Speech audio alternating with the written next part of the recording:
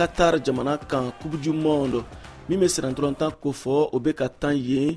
kabini kari tɛmɛnen novembre kalo tile 20 san 2022 diɲɛ kuru kara siran ntolantan ɲɔgɔndanba don min ye kunu tarata novembre kalo tile 22 ɲɔgɔndanw ye siga si t'a la. Faransi jamana ni Australie jamana ka ɲɔgɔndan de tun bɛ ka makɔnɔ kosɛbɛ. Diɲɛ ŋana o min ye Faransi ye se kɛra a ta ye Australie kan kosɛbɛ cilu 4-1 hali n'a y'a sɔrɔ Australie de fɔlɔ la ka Faransi cilu lamaga ɲɔgɔndan daminɛ na sanga 9 ka kɔn o ɲɔgɔndan ɲɛ groupe D ɲɔgɔndan tɔ kelen tanna Danemark ni Tunisie ye 2-2 de kɛ si ma se si la kanankolo fan fila bɛ fɛ kama sɔrɔ siran ntolantan dɔnbaga dɔw ka fɔ la kɛnɛ in kan Tunisie bɛ jate cunɛw fɛ. Tunisie farafina cɛbɔ dɔ don an bɛ se k'a fɔ ale doncogo ɲana tulo na a ka boko fɔlɔ in sen fɛ ka d'a kan a ye kuru kelen sɔrɔ sibiri nata novembre kalo tile 26 Tunisie ni Australie de bɛna ɲɔgɔn sɔrɔ ni Tunisie b'a fɛ ka to tulo na fɔ ka se sɔrɔ kosɛbɛ o ɲɔgɔndan na o fana bɛ se ka kɛ hali n'a y'a sɔrɔ Australie jogini de bɛna Tunisie kunbɛn o dun ma nɔgɔn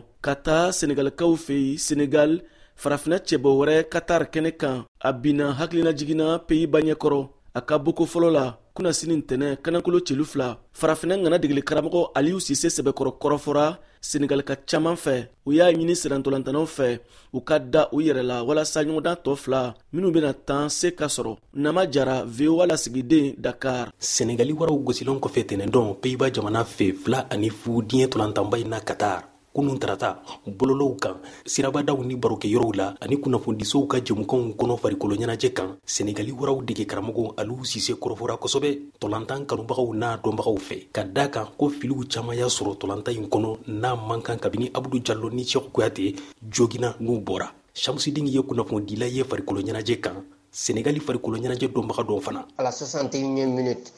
Abdou Diallo est sorti. Sanga 60 Abdou Diallo bɔra sanga 73 Cheikh Kouyaté fana bɔra o la nin boli fila in de nin sebayabaliya in nati n'o tɛ tolantan fɛrɛw la Aliou Cissé y'i jo bangali ɲɛkɔrɔ o ka kan ka fɔ o ye kelen ye ko filanan a bɛ Boulaye labo ka na ni banbajɛ ɲɛ o ye Aliou Cissé ka fili fɔlɔ ye tolantan in na hali n'a tun bɛ taama a sen kelen de kan a man kan ka bɔ bawo a tun ye deguli lase Hollande camancɛyɔrɔ la. Sur en tout cas l'axe central de la Hollande. I n'a fɔ Senegali jamanaden tɔw a ye wele bila Senegali waraw ma u k'u cɛsiri walasa u ka sebaya sɔrɔ Qatar ni Équateur jamanaw kan. Sélectionneur, il est le seul à pouvoir dege karamɔgɔ kelen pe de bɛ se ka dɔn mɔgɔ min bɛ se ani mɔgɔ min tɛ se sisan a tɔ sa ne kɔni bɛ min fɔ an bɛ se ka Qatar bugɔ Équateur fana an bɛ se o la min tora tolantannaw de bɛna u jɔyɔrɔ fa u ka da u yɛrɛ la wa ne dalen b'a la n'u taara ni nin hakilina in ye ni nin cɛsiri in ye ani ka da u yɛrɛ la ani ka bila u dusukun na k'u b'a fɛ ka taa ɲɛ ne dalen b'a la tolantan fila minnu tora u bɛna se sɔrɔ. Certains que les 2 matchs qui suivent, voilà, ça sera des victoires. Abdou Diallo ni Cheikh Kouyaté n'u bɔra u ka joginiw kosɔn tolantan in na Senegali farikolo ɲɛnajɛ jɛkulu Fédération sénégalaise de football y'a fɔ sɛbɛn kɔnɔ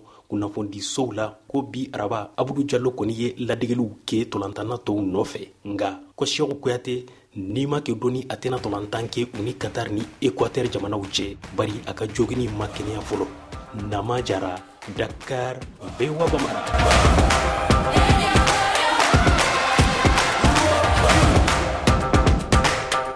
Ka kuncɛ VOA lasigiden Bamakɔ Mohamed Daɲogo ye ɲininkali tɛngun Adama Traoré la Segu Renaissance ani Segu AS Biton sɛnɛntolantana kɔrɔ don ani fana olu degeli karamɔgɔ kɔrɔ don hali n'a y'a sɔrɔ kolo ni fasa bɛ labaara kosɛbɛ farikolo ɲɛnajɛ la kɛrɛnkɛrɛnɲɛna sɛnɛntolantan na dusukun lami baaraw jɔyɔrɔ fana ka bon. Une fois que e a choisi k'a fɔ i b'a fɛ ka kɛ bɔlɔndila de ye le sport en général et le football en particulier ni i sɔnna k'a fɔ e b'a fɛ ka kɛ bɔlɔndila de ye fɛn damadɔ bɛɛ bɛ yen f'i k'i yɛrɛ minɛ o kan pour que i ka se ka tɔgɔ sɔrɔ baara o baara n'i donna la surtout bɔlɔnda i b'a fɛ ka tɔgɔ sɔrɔ i b'a fɛ ka taa ɲɛ i ka sɔrɔ bɛ dépend na yɛrɛminɛ ye jumɛn ye ça mener une vie sportive heure dɔw bɛ yen o man kan ka joueur sɔrɔ yaala ni fɛnw na il y a des moments waati bɛ kɛ joueur bɛ se ka taa i janya ko dɔw kɛ pour que i yɛrɛ fari walanwalan dɔɔnin mais k'i hakili to i yɛrɛ la k'a fɔ ne ni minnu bɛ ɲɔgɔn fɛ n bɛ milieu min na ni maa minnu bɛ ɲɔgɔn fɛ est ce que bɔlɔndilaw don ni maa minnu bɛ ɲɔgɔn fɛ u b'u kan ka fɛn minnu kɛ est ce que ni bɔlɔnda bɛ sa. min ye Coupe du Monde Qatar 2022 ye Adama Traoré y'a jira k'a ka gɛlɛn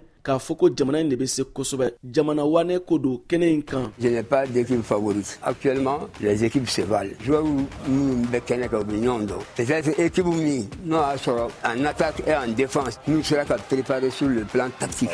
C'est gagné ça. VOA Bambara Tokola, Nama Jara Dakar, Mohamed Danyoko Bamako, ani Siaka Traoré Bamako. Aka me sini alamisa Novembre kalon tile 24